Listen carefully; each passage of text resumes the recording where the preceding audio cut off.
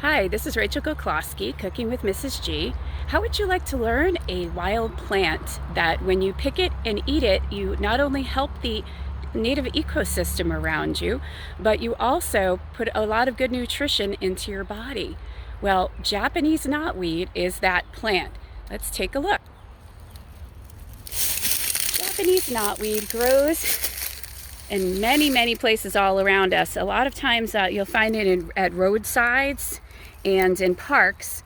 I am here in a park, so this area is a good place. You don't want to choose a dirty roadside or a ditch. You want to find some place that's still pretty clean, because think about it, you're taking food from here and putting it in your body, so you want a clean area. So these plants grow, they get very woody when they get mature. As you can see, they turn into, looks a lot like bamboo. So American bamboo is one of the names for this plant. And these bamboo stalks will grow 10 feet or more. And this plant is very hard to get rid of. It spreads in two different ways. It spreads by seeds. So you can see these little papery seeds. First, there's some flowers, which the bees like. It's very good for honeybees because those flowers aren't out, are out when not a lot of flowers are around for the bees, but then they turn into these seeds.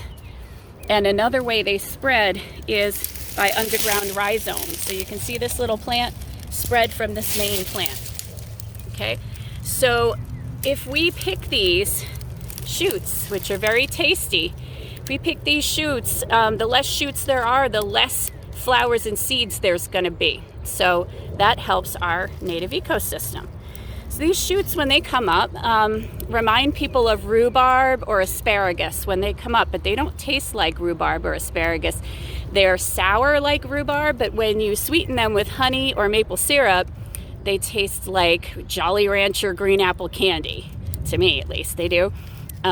So you want them when they're about a foot tall or shorter, and the leaves have not unfurled yet. You can see this one, the shovel-like spade-shaped leaves here have already unfurled. So this one's a little too tall. It's much more than a foot. So I would probably want to pick one like this, but this one is also unfurled. Take a look.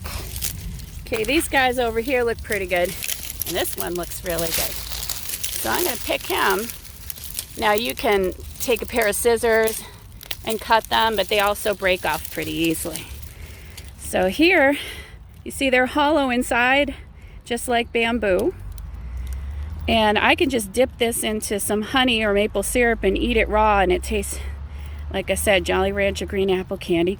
And we're going to take these home and make something out of them.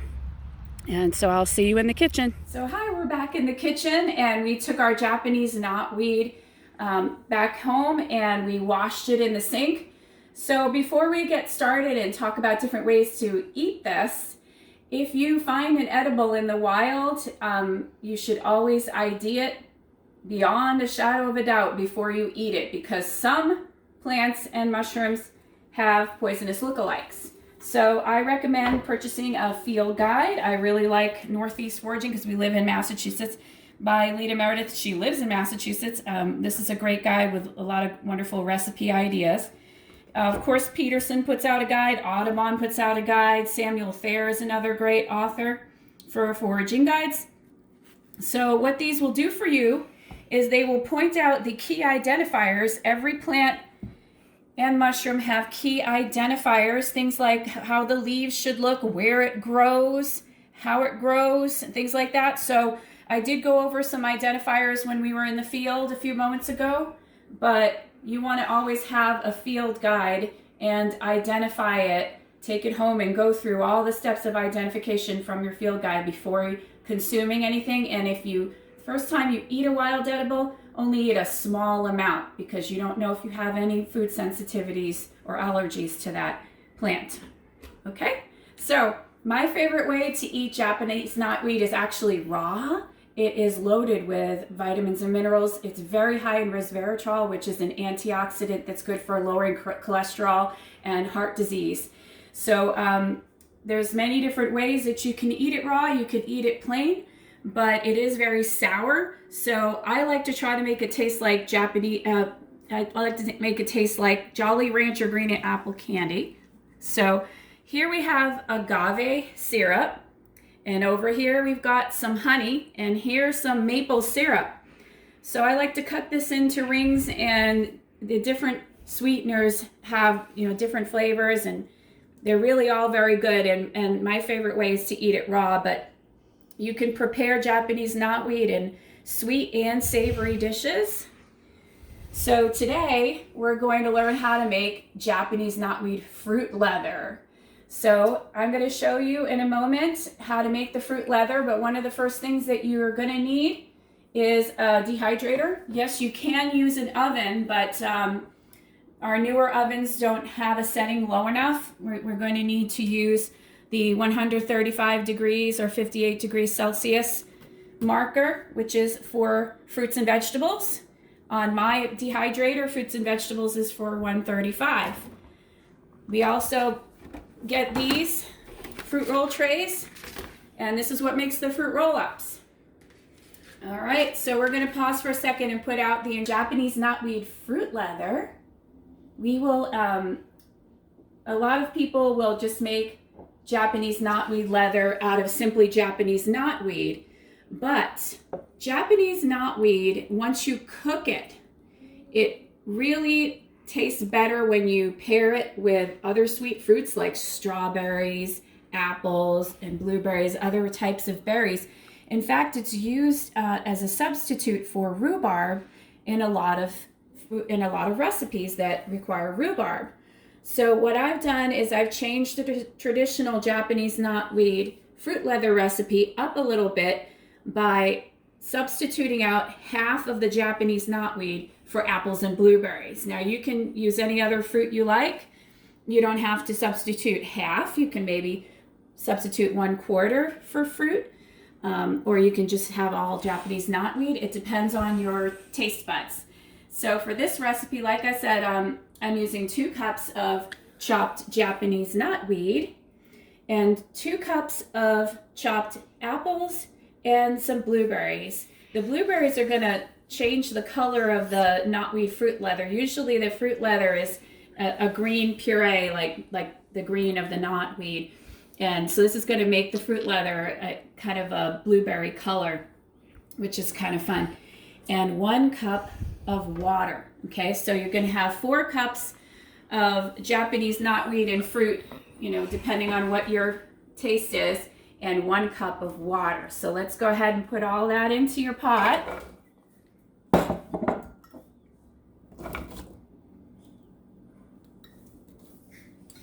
And the cup of water. And we're going to put this on the stove and bring it to a boil, and then bring it down to a simmer for 10 minutes.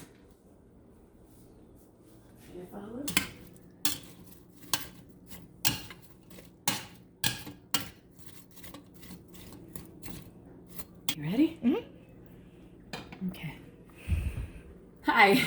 So we have put the apples and the Japanese knotweed and the blueberries and the cup of water in the pot, and we brought it to a boil. And then as soon as it came to a boil, we brought it down to a simmer and simmered it for 10 minutes. Toward the end of the 10 minutes, I'm adding some honey. Now you can add whatever you want to for a sweetener. Obviously sugar's not going to help you out, not going to help your immune system. So you can use some artificial sweeteners. You can use like stevia and things like that. I also am using some agave syrup. So here it's just a couple of tablespoons of honey. Here's a tablespoon or so of agave syrup. And you add this right toward the end of the 10 minutes that you're simmering. I'm going to turn the heat off and just stir that in. Now you may find later on, after you have put it in the blender and stuff and tasted it, that it's not sweet enough. You can always add a little bit more sweetener. Again, this is, just according to your taste. This is wild food, and wild food can be just as wild as you want to make it. And you can experiment. So the great thing about this wild food is, since it's so invasive and we really need to clean it out of our environment, you will have, you can experiment all you want and try different tastes. Just remember, don't throw any of this live plant into your compost heap, because it can regenerate. So make sure you cook it first if you're gonna compost it. Make sure it's cooked first, because if you put any live parts of the plant, it will regenerate, and then it's gonna start growing in your compost heap in your yard, and it's very hard to get rid of. All right, so here we go. We're ready to put it into the blender. So what this does is it creates a puree, which you can use in muffins and breads. You can use this puree in all kinds of recipes, not just for fruit leather. So pretty much what I like to do is make this puree. If it's going to be something sweet like muffins or breads, I will sweeten the puree. If it's going to be put in savory dishes, like if you're going to make a soup or something with it, then I don't put any sweetener in it. But I do the bringing it to a boil and simmering for 10 minutes with a little water thing. That's how we make the puree. So it's a pretty versatile puree that can be used in lots and lots of recipes. Okay, so we're going to blend this up.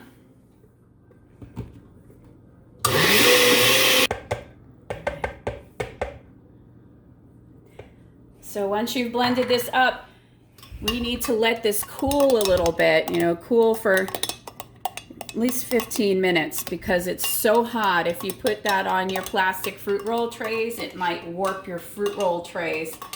So while you're letting this cool, you can prepare your fruit roll trays. You can put a little olive oil on the surface of the fruit roll tray, or a little spray, pan spray, and that will make your fruit roll tray less sticky, so you can peel off your fruit roll when it's done easier from the fruit roll tray. We have our puree. We've let it cool down a little bit. So if you do not have a dehydrator, you can still make this. You can put some parchment paper onto a cookie sheet and have it on very low setting on your oven. So I'd put it on like 125 and prop your oven open a little bit and let it sit in your oven for a couple hours and then check on it. So if you do have a dehydrator, this is what we're going to do. I prepared this fruit roll tray with a little bit of cooking spray just to make sure that it doesn't stick. Okay, so we're going to try to spread this evenly.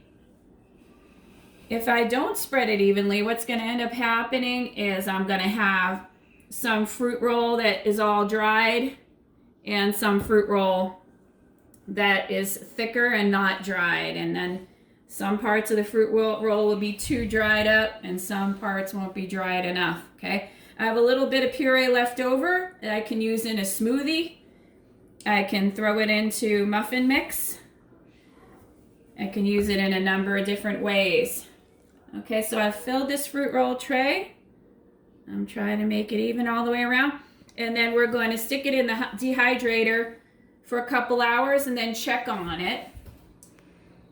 And if there's any smushy or sticky parts, we'll just keep dehydrating it for another 15 minutes or so and just keep checking on it until the whole fruit roll tray has dried and it's not sticky anymore. But you don't want to dry it so much that it's cracking. You want it to be able to roll up, just like a fruit roll up. All right, and that's how you make Japanese knotweed fruit rolls. This is Rachel Goclawski from Cooking with Mrs. G. You can find me on Facebook and on YouTube and on Etsy and on Instagram. Have a fun spring.